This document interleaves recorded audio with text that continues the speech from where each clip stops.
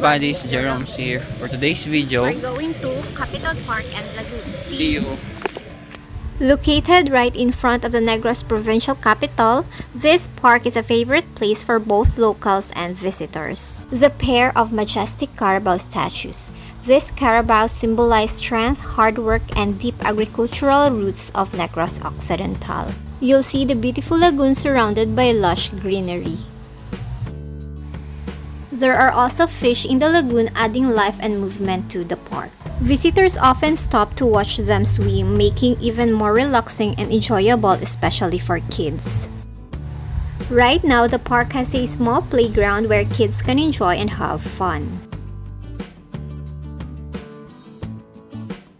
This place is more than just a park. It's where people gather to exercise, spend time with family, or enjoy peaceful moments. You'll often see joggers in the morning, families in the afternoon, and couples enjoying the calm atmosphere as the sun sets. Capitol Park and Lagoon truly reflects the laid-back charm of Bacolod. Simple, welcoming, and full of life. If you're visiting Bacolod, this is definitely a place you shouldn't miss. So that's it for today. See you in the destination buddies. Bye!